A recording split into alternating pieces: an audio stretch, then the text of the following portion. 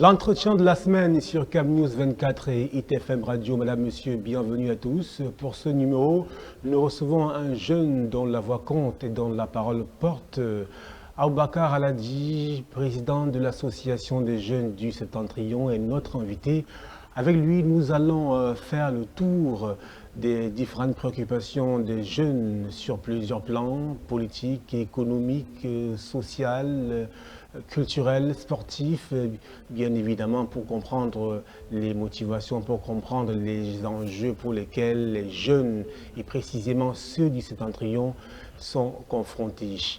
Voilà, pour ce programme, les équipes techniques sont réunies autour de Yves Anselme Tadjoufo et Christian Wouri. Nous vous disions donc en début de ce programme, Aladi Aboubakar, président de l'association des jeunes du Septentrion, est notre invité. Bienvenue. Merci beaucoup, Gisèle. Bonsoir. Comment allez-vous? Je vais bien, merci, et vous-même? Nous allons très bien de notre côté. Alors, d'entrée de jeu, comment se porte l'association des jeunes du Septentrion? Bon, merci beaucoup. L'association des jeunes du Septentrion se porte très bien. Elle est presque implantée dans tous les arrondissements du Cameroun. Elle a des points focaux. Notre dernière activité, c'était sur les inscriptions de jeunes sur le lycée électoral. Bon, le souci dans notre déploiement, puisque le but principal, c'est de fédérer la jeunesse du Septentrion, sans ni tribu, ni religion. Donc, l'ensemble de la jeunesse du Grand Nord et défendre la cause et les intérêts de la jeunesse, sur tout le plan. Que ce soit pour ceux qui sont dans les villages, qui font dans l'agriculture, et ceux qui sont dans les écoles, et ceux qui travaillent, et en même temps ceux qui se cherchent encore. Donc maintenant, les difficultés, c'est dans l'ensemble, au Grand Nord en général, et la jeunesse en particulier, sont confrontées à plusieurs difficultés sur le plan infrastructurel. Donc vous constaterez avec moi le Septentrion, quand vous prenez Ngaoundéré-Garoua, c'est le chemin de croix, Mora-Pousseri, c'est 2 jours parfois, test dans les départements, tels qu'il y a Bagno, Atibati et un peu partout dans les autres régions. Donc, on a des difficultés infrastructurelles de base. Comme vous constatez, la route nationale numéro 1 ne fonctionne pas depuis beaucoup d'années et ça impacte au déploiement de nos jeunes et même de tout le monde pour les activités économiques et même agricoles. Donc voilà un peu le principal cause en dehors des autres infrastructures éducatives et professionnelles. Donc toute aire géographique a besoin. Donc nous sommes en manque de beaucoup des infrastructures de base. Donc certes, il y a certains petits travaux qui sont un peu de bas dans les chefs-lieux des grandes villes, mais la nationale ne fonctionne pas comme il le faut. Alors, nous sommes, on va dire, à quelques mois simplement de l'élection présidentielle au Cameroun. Alors, qu'est-ce qu'il y a lieu de faire? Quel est le message que vous voudriez passer? Quel est le rôle des élites? Est-ce que ces élites-là vous accompagnent? Est-ce que vous vous sentez compris, porté, soutenu par ces élites-là? Qu'est-ce que vous avez à leur dire? Bon, si je prends les annonces du chef de l'État, j'étais dans sa campagne à Maroua en 2018 et nous sommes jusqu'à maintenant. Je ne vois pas quand même grand chose qui a changé. Et par rapport à nos élites, il y a certaines petites parties minoritaires qui comprennent la jeunesse, qui essayent d'aider la jeunesse, qui essayent de faire beaucoup au maximum. Bon, je peux dire que ceux-là sont un peu aussi jeunes comme la jeunesse, ce n'est pas les anciens. Donc il faut vraiment la mutation générationnelle parce qu'il y a certaines de nos élites qui ne sont pas de l'actualité maintenant, qu'il faut vraiment les remplacer parce qu'ils n'arrivent pas à comprendre le problème même de la jeunesse. Donc on appelle ça l'ancienne école. Donc c'est très difficile de comprendre une génération Android maintenant. Mais certaines jeunes élites qui sont des cadres, qui sont des responsables, qui sont des autorités politiques ou administratives, certaines essaient de comprendre, essaient de faire le maximum comme ils peuvent. Donc ils ne peuvent pas quand même faire tout, vu que les aînés ne bougent pas. Et depuis que je peux dire que nous qui sommes de la génération 82, on a trouvé certaines, les mêmes ministres, les mêmes personnalités qui sont là. Et ça n'a pas changé grand-chose, donc malheureusement. Alors, on parle donc d'ancienne école contre génération Android. Vous voulez faire bouger les lignes. Je rappelle que vous êtes Aboubakar Sidiki, président de l'association des jeunes du Septentrion. Concrètement, qu'est-ce qui bloque? Qu'est-ce qu'il faut donc pour que les jeunes soient suffisamment représentés? Quel est le combat que vous portez, que vous menez? Qu'est-ce que vous aimeriez dire à ceux qui suivent et qui sont pour une meilleure prise en compte des aspirations des jeunes? Bon, déjà, je rectifie un peu, c'est Aboubakar Aladji, pas Aboubakar Sidiki. Ouais, Donc, pas qu'il y a. Donc, alors, concernant notre plaidoyer qu'on a à faire partout, nous voulons minimum au moins 30% de jeunes dans toutes les instances de prise de décision. Je l'ai réclamé au Grand Dialogue National en 2019. Et on cherche à impliquer les jeunes un peu de partout. Donc, on a essayé de faire le maximum dans les conseils municipaux au niveau de Septentrion. Il y a un peu, quand même, quelques jeunes. Il y a des jeunes députés, il y a des jeunes maires. C'est déjà quelque chose. Mais nous voulons, ça je peux vous dire, ça c'est dans les partis d'opposition et pas dans les partis au pouvoir. Pour être conseiller ou bien pour être maire, c'est un schéma compliqué. Donc, c'est pourquoi certains jeunes ne s'approchent pas parce qu'il faut avoir les moyens d'être parrainés par X ou par Y. Donc, c'est compliqué. Donc, c'est pourquoi nous appelons à nos aînés à céder eux-mêmes les places pour qu'il y ait une relève. Dans une commune ou dans une région, si on n'a pas de remplaçant, ça veut dire qu'on a échoué. Si on estime que personne ne peut nous remplacer depuis des années là, ça veut dire qu'on a échoué. Donc, j'ai pris nos aînés de dire ou bien de former la jeunesse montante. Parce qu'on va rester une génération sacrifiée. Bientôt 2025, on va nous embrouiller encore avec les élections présidentielles et de promesses fallacieuses qu'on n'a pas pu réaliser. Donc maintenant, les jeunes sont toujours connectés, toujours en ligne. Voici ce qui se passe un peu partout. Donc nous voulons aussi que ça change chez nous, ça s'améliore, notre condition de vie s'améliore, sur tout le plan, qu'on puisse se développer. Nous, quand on a besoin de beaucoup de choses, et la gente a besoin d'être impliqué aussi, être actif. On ne veut pas être des spectateurs, on veut être des acteurs. Alors, si on comprend bien, les jeunes sont pour la plupart frustrés parce qu'ils ne se sentent pas représentés. Il n'y a pas une sorte d'identification à travers ceux qui gouvernent. C'est la raison pour laquelle l'association des jeunes du Septentrion milite pour que les jeunes occupent beaucoup plus des cercles de décision. Vous parliez tout à l'heure de 30% de jeunes qui doivent être présents dans des cercles de décision. Prenons par exemple le cas de la région du Nord, le délégué, le super-maire, le maire de la commune de Garoua. Il est jeune, n'est-ce pas? Oui, le maire de la ville de Garoua, c'est un jeune, bien sûr, c'est un jeune. Je n'ai pas dit que ça va, mais je veux que ça augmente. Donc, vous me citez comme ça, un ou deux, trois, c'est fini. Peut-être dans une région, une ou deux. Mais, vu la génération, vu la quantité, vu le pourcentage de la jeunesse qui sont dans le septentrion, normalement, ce sont les jeunes qui vont gouverner. Parce que vu que nous sommes déjà à plus de 75% de la population jeune, donc je peux dire qu'on peut prendre des 40 ans en descendant. Donc nous sommes censés gouverner les autres. Ce n'est pas eux qui vont gouverner la jeunesse. Donc qu'ils nous fassent confiance aussi et qu'on puisse aussi gouverner. Alors, par rapport à cela, justement, est-ce que le fait de tout ce que vous décriez aujourd'hui n'est pas quelque chose qui puisse être un boulevard offert par le parti au pouvoir, l'opposition? Parce que ce que vous décriez, on comprend bien que les jeunes du Septentrion ne sont pas à l'aise. Ils ne se sentent pas vraiment impliqués dans la gestion de la chose publique. Est-ce que ce constat-là n'est pas quand même quelque chose de, voilà, du pain béni pour les partis d'opposition? Bon, dans les partis d'opposition, les jeunesses ont les places dans les partis d'opposition. Maintenant, là-bas, ce qui manque aux jeunes, c'est comment conquérir ces postes face au parti au pouvoir. Mais c'est dans le parti au pouvoir que même si on met certains jeunes, à un certain niveau, on va les enlever. Pour mettre certaines personnalités qui sont des Akali, ou les vieux papas, ou les chefs traditionnels, on mélange un peu de partout pour dire que c'est eux. Donc, dans les partis d'opposition, les jeunes n'ont pas de problème.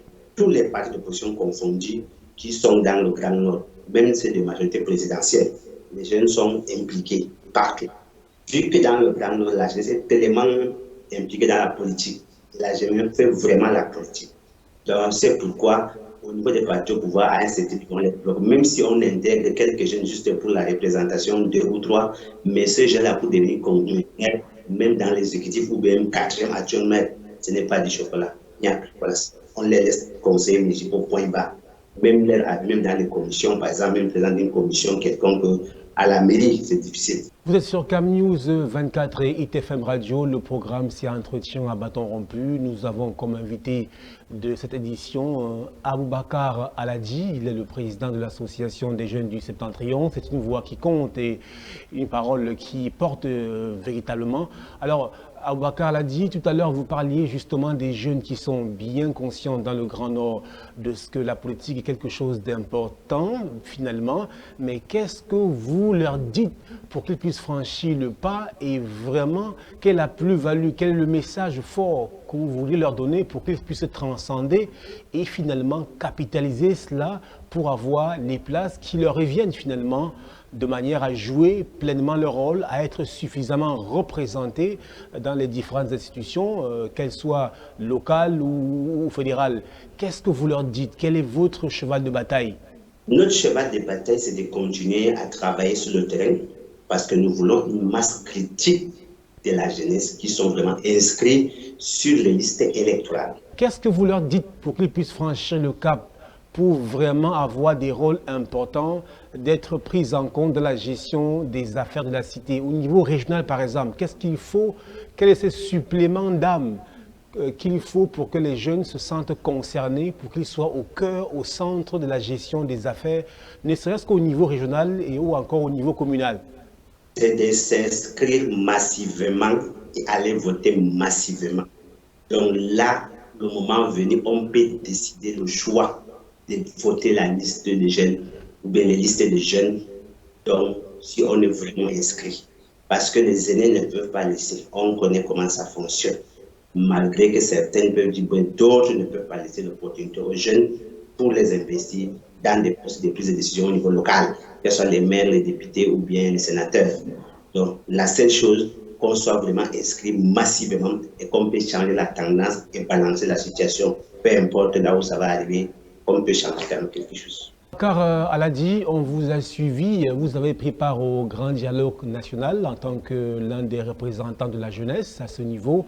Est-ce que depuis lors, vous avez le sentiment aujourd'hui que quelque chose a été fait au niveau des jeunes pour les accompagner? Est-ce que depuis le grand dialogue à aujourd'hui, vous qui y avez pris part, les décisions qui ont été prises à ce niveau, est-ce que vous avez le sentiment que quelque chose a bougé, que les lignes ont bougé dans le sens d'aider les jeunes à s'émanciper ou alors d'impliquer les jeunes dans la gestion de la chose publique?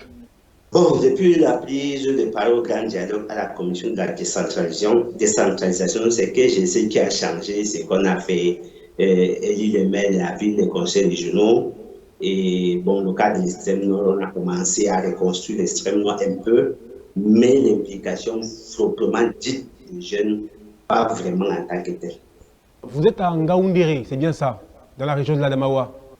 Alors, il me semble, corrigez-moi si je me trompe, Ngaoundéré est la seule région au Cameroun qui a un conseil régional de l'opposition, l'UNDP. C'est bien cela?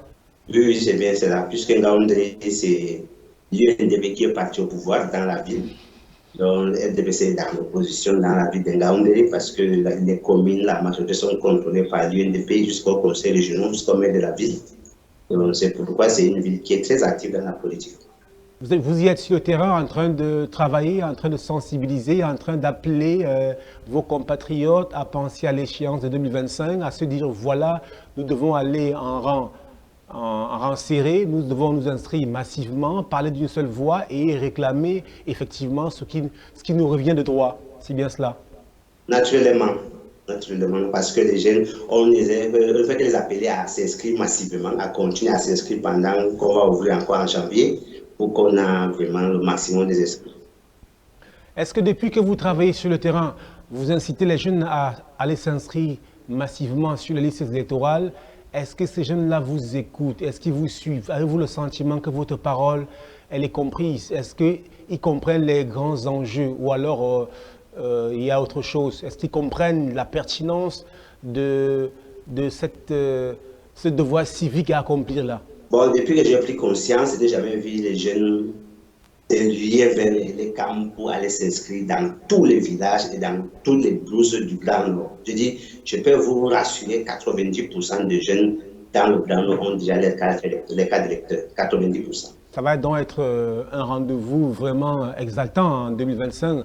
Vous voulez rassurant, l'association des jeunes du Septentrion aura son mot à dire pour l'élection 2025. Vous le confirmez ici? Naturellement, vu notre poids démographique, nous avons quand même beaucoup de millions d'inscrits et en même temps, le nombre de bureaux de vote qu'on a dans le Grand Nord. Donc, on aura quand même quelque chose à dire de très important par rapport aux dirigeants de notre pays qui seront candidats aux prochaines élections présidentielles 2025. Est-ce que quand vous travaillez sur le terrain, est-ce que vous travaillez avec d'autres associations? Est-ce que vous allez vers d'autres groupes? Est-ce que vous travaillez avec les partis politiques? Est-ce que vous travaillez avec les ONG? Ou alors vous travaillez en vase clos? On travaille en synergie avec l'ensemble des associations qui sont dans le Grand Nord, en général les femmes, les jeunes, les aînés, tous ceux qui font dans ce genre de débat républicain, dans sensibiliser, dans le patriotisme, dans le civisme, dans la citoyenneté, donc pour qu'ensemble qu'on puisse construire notre pays. Alors on va revenir après encore sur ce débat, sur ce sujet politique. On va prendre une fenêtre. Alors on va parler de l'actualité brûlante au Cameroun avec ce qui s'est passé récemment. Quel est votre sentiment? Comment est-ce que vous lisez l'actualité au Cameroun? Tout ce qu'il y a eu autour du président de la République avec le retour du président qui est là, bien vivant, bien évidemment, contrairement à ce qui s'est dit. Comment est-ce que vous lisez l'actualité politique au Cameroun? Bon, je peux vous dire, chez nous, il y a souvent manque d'informations. Quand il n'y a pas d'informations, les rumeurs commencent à prendre de l'espace. Mais sinon, pour le moment, moi, je vois, on est habitué avec le voyage du chef de l'État, avec ses longs séjours, donc pour ça, rien ne peut nous étonner. Donc, dire malade, non, c'est un être humain, il peut tomber malade, c'est normal. Non, mais il ne peut pas mourir qu'on reste garder ça longtemps. Donc, j'ai encore veillé sur lui jusqu'à finir, terminer son mandat et il voit comment il va laisser le Cameroun dans le bon chemin. Donc, pour les gens qui souhaitent la mort, on ne peut pas souhaiter la mort à qui que ce soit, naturellement. Et nous souhaitons que le chef de l'État prenne les choses en main et qu'on ressente sa présence quand il est au Cameroun. Et en même temps, s'il y a quelque chose, qu'on donne des informations avant le temps, qu'on ne laisse pas l'espace public sans information, parce que nous sommes les patrons du gouvernement des populations, ceux qui donnent le mandat au chef de l'État de gouverner. Donc, s'il y a quelque chose, il doit dire aux populations, voilà ce qui se passe.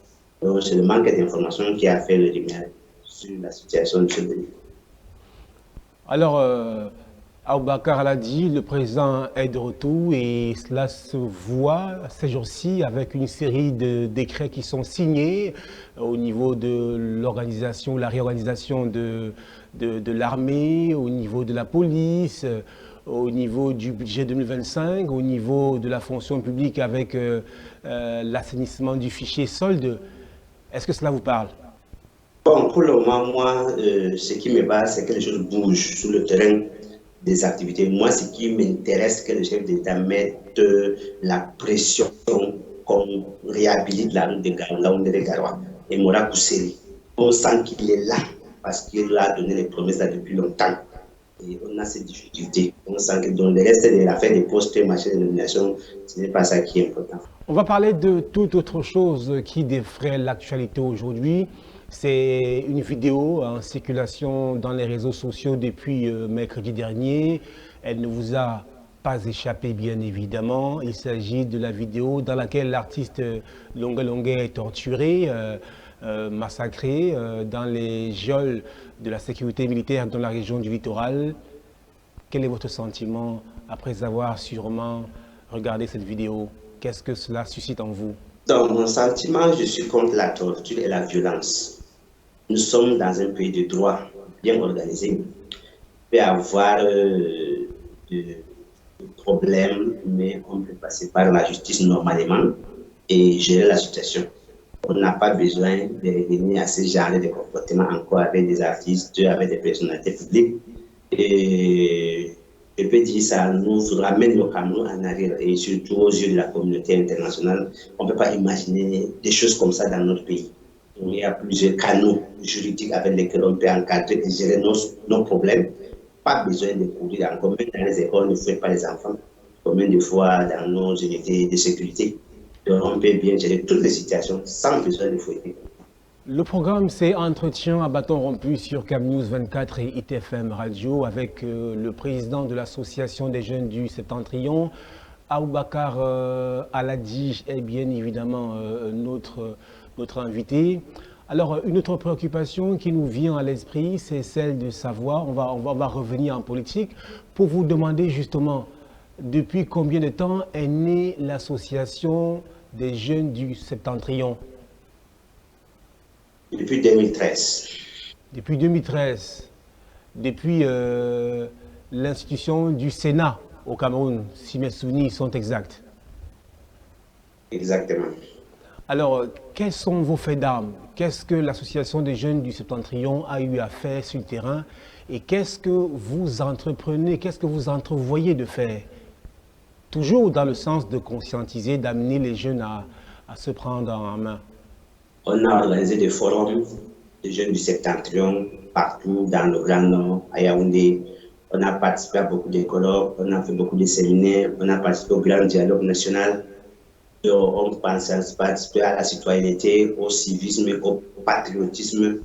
On continue maintenant. Notre objectif, c'est de conscientiser les jeunes à s'inscrire massivement et à aller voter et en même temps impliquer les jeunes dans tous les secteurs de prise de décision de notre pays en général et du Septentrion en particulier. Donc, le combat qu'on nous battons, c'est comme nous prendre en considération et respecter l'équilibre régional. Mais qu'est-ce qui est prévu? Est-ce qu'il suffit simplement d'aller s'inscrire massivement et puis tout le reste va se faire? Est-ce qu'il n'y a pas un travail d'éveil qui doit être fait de manière à suivre ces jeunes-là qui, après s'être inscrits, peuvent aller croiser les bras? Qu'est-ce qui est prévu par l'association des jeunes du Septentrion pour suivre les jeunes de bout en bout, de l'inscription et jusqu'au retrait des cartes et puis les amener, les inciter à aller voter le moment venu et pourquoi pas à contrôler leur vote aussi? Exactement, c'est le schéma. Après les inscriptions, on va aller pour retirer les cartes. Maintenant, aller voter le moment venu, surveiller le vote, accompagner l'urne jusqu'à l'ECAM, attendre les résultats. Donc ça, c'est un travail qu'on est en train de travailler déjà en amont pour que ça puisse être prêt le moment venu avec tous les points focaux dans toutes les communes du Septentrion. Vous avez un parti favori, un parti qui nourrit votre sympathie?